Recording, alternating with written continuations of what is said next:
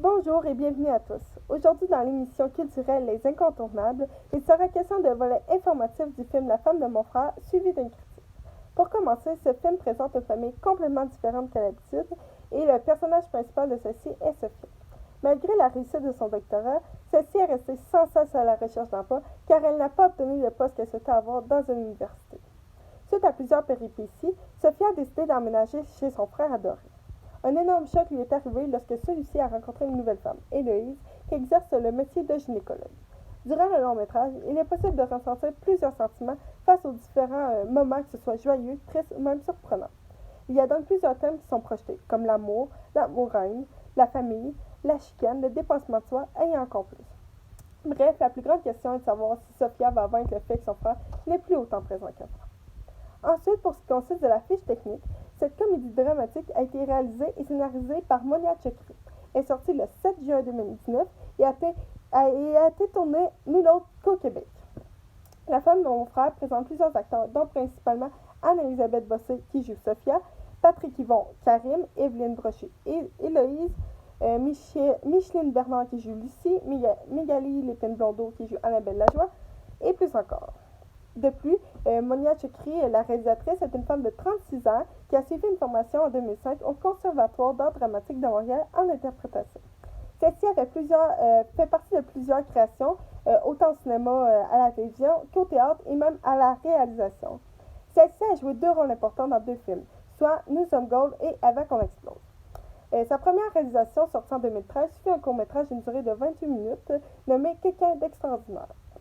Ce court-métrage a obtenu plusieurs prix, dont le prix du jury jeunesse en 2013, prix coup de cœur en 2014 et grand prix national et prix du public aussi en 2014. Ensuite, son premier long-métrage fut le film La femme de mon frère et face à sa sortie, Monia a reçu le prix coup de cœur du jury de la section Un certain regard. Son projet futur pour 2020 est le film Babysitter. Pour ce qui touche les informations pertinentes du film La femme de mon frère, il y en a plusieurs. Premièrement, plusieurs félicitations lui sont déjà attribuées, même si celui-ci n'est sorti il y a à peine un an. En effet, celui-ci a gagné le prix coup de cœur par le jury au Festival de Cannes et il y a eu une nomination au prix collégial du cinéma québécois en 2020. Depuis, malgré le budget de seulement 3,2 millions de dollars et une courte durée de tournage de 28 jours en deux saisons différentes, le long-métrage a été reçu à bras ouverts. Effectivement, ce film a obtenu un soutien financier de la SODEC, que ce soit pour la production, la promotion et la diffusion. De plus, les critiques présentent ce film comme un des plus irrésistibles et originaux. Aussi, l'interprétation de Sophia est perçue d'une façon vive, nuancée et désarmante.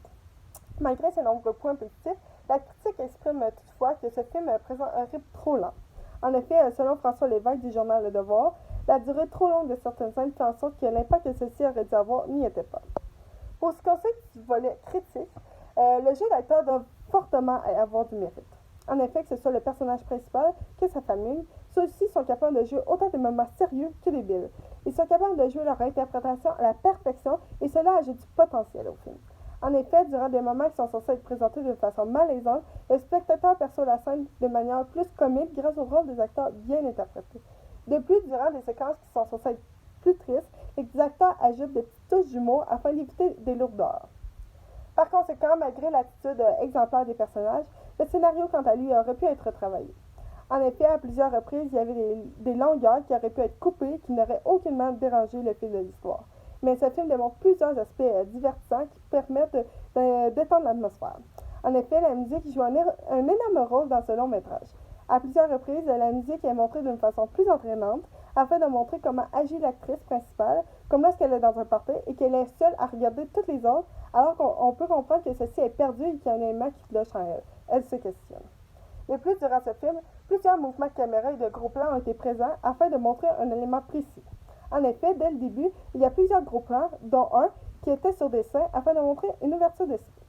Par contre, il y a des situations qui présentent des coupures et des mouvements de caméra très rapides, comme lorsqu'il y a présence de la femme à une soirée et directement sur l'autre plan, c'est tout de suite rendu le lendemain matin. Donc, ça ne fonctionne pas. Merci beaucoup pour l'écoute. C'était en effet un volet informatif du film La femme de mon frère et une critique de celui-ci. Merci.